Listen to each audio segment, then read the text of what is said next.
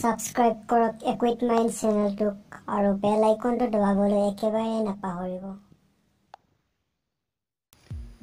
নমস্কাৰ বন্ধুসকল, মই ৰুবুল শইকীয়া। আজি আকৌ আপোনালোকৰ কাৰণে লৈ আনিছোঁ এটা জেনেৰেল নলেজৰ ভিডিঅ'। বন্ধুসকল, এই ভিডিঅ'টো জেনেৰেল নলেজৰ পাৰ্ট 4 হয়। যদি আপোনালোকে বাকী পাৰ্টবোৰ দেখা নাই তেন্তে এই আই বটনটোত ক্লিক কৰি চাই ল'ব পাৰিব। বন্ধুসকল, যোৱা জেনেৰেল নলেজৰ ভিডিঅ'টোত মই আপোনালোকক এটা প্ৰশ্ন সুধিছিলোঁ, যাৰ উত্তৰ নেকি আপোনালোকে কমেণ্ট বক্সত লিখিছিল। প্ৰশ্নটো আছিল, ভাৰতবৰ্ষত কোনবিধ ধাতু পোনপ্ৰথমবাৰৰ বাবে ব্যৱহাৰ কৰা হৈছিল? আৰু ইয়াৰ উত্তৰ সকলোতকৈ আগত দীপজ্যোতি তালুকদাৰ, গিৰীশ দাস আৰু মীনাক্ষী বৰুৱাই দিছিল। তেওঁলোকে তাম বুলি দিছিল। হয় বন্ধুসকল, তাম আমাৰ ভাৰতবৰ্ষতে নহয়, বিশ্বৰ প্ৰায়বিলাক দেশতে তামক পোনপ্ৰথমবাৰৰ বাবে ধাতু হিচাপে ব্যৱহাৰ কৰা হৈছিল। ঠিক আছে বন্ধুসকল, আৰু মই আজি আকৌ আপোনালোকক এটা প্ৰশ্ন সুধিম। প্ৰশ্নটো আপোনালোকে কমেণ্ট বক্সত এনচাৰ দিব। প্ৰশ্নটো হৈছে, ভাৰতৰ কোনখন ৰাজ্য আটাইতকৈ সৰু? ঠিক আছে বন্ধুসকল, আপোনালোকে কমেণ্ট কৰিব। আৰু এতিয়া আমি আজি এই বিশেষ ভিডিঅ'টো চাওঁ আহক।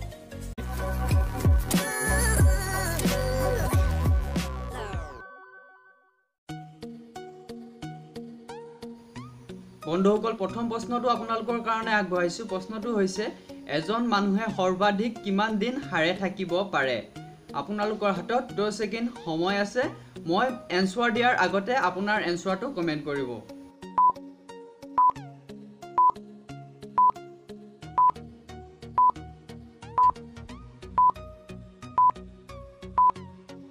বন্ধুসকল, এই প্ৰশ্নটোৰ উত্তৰ হৈছে 11 দিন। হয় বন্ধুসকল, এজন মানুহে 11 দিনলৈকে সাৰে থাকিব পাৰে। এই তথ্যটো এটা ৰিচাৰ্চৰ ওপৰত ভিত্তি কৰি দিয়া হৈছে। বন্ধুসকল, 2 নম্বৰ প্ৰশ্ন আপোনালোকৰ কাৰণে আগবঢ়াইছোঁ। প্ৰশ্নটো হৈছে, আমাৰ নাকটোৱে অৰ্থাৎ আমাৰ নোজটোৱে কিমান প্ৰকাৰৰ গোন্ধ অনুভৱ কৰিব পাৰে? ঠিক আছে বন্ধুসকল, আপোনালোকৰ হাতত 10 ছেকেণ্ড সময় আছে।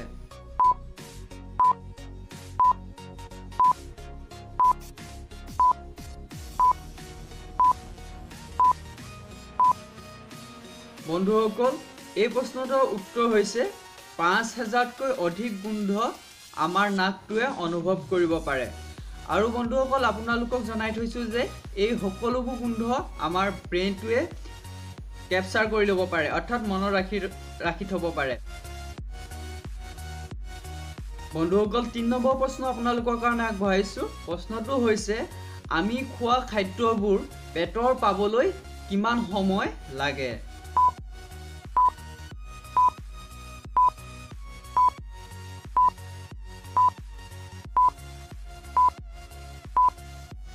বন্ধুসকল, এই প্ৰশ্নটোৰ উত্তৰ হৈছে 7 ছেকেণ্ড। হয় বন্ধুসকল, আমি খোৱা খাদ্যবোৰ মুখৰ পৰা পেটৰ পাবলৈ প্ৰায় 7 ছেকেণ্ড সময় লাগে।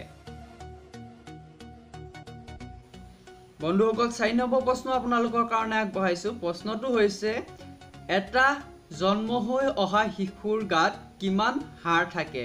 হয় বন্ধুসকল, এটা জন্ম হৈ অহা শিশুৰ গাত কিমান হাড় থাকে? আপোনালোকে ক'ব লাগে 10 ছেকেণ্ডৰ ভিতৰত।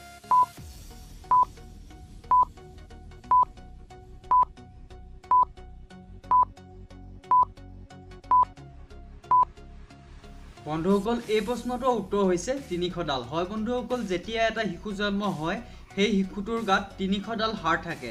আৰু সেই শিশুটো যেতিয়া 18 বছৰৰ হয়, তেতিয়া তাৰ গাত 300ডালৰ পৰা কমি 206ডাল হয়গৈ। অৰ্থাৎ কমি যায় মানে কেনেকৈ কমি যায়? কিছুমান হাড় ইডালে সিডালে জইন হৈ যায়। জইন যোৱাৰ পিছত 2ডাল হাড় যেতিয়া জইন হয়, তেতিয়া এডাল হৈ পৰে। তেনেকৈ কমি 206ডাল হয়গৈ। কথাটো ধৰিব পাৰিছেনে বন্ধুসকল? বন্ধুসকল, 5 নম্বৰ প্ৰশ্ন আপোনালোকৰ কাৰণে আগবঢ়াইছোঁ। প্ৰশ্নটো হৈছে, এজন মানুহ মৰাৰ পাছত সেই মানুহজনৰ ওজন কিমান কমি যায়? বন্ধুসকল, আপোনালোকৰ হাতত 10 ছেকেণ্ড আছে। পটাপট এনচাৰ দিয়ক।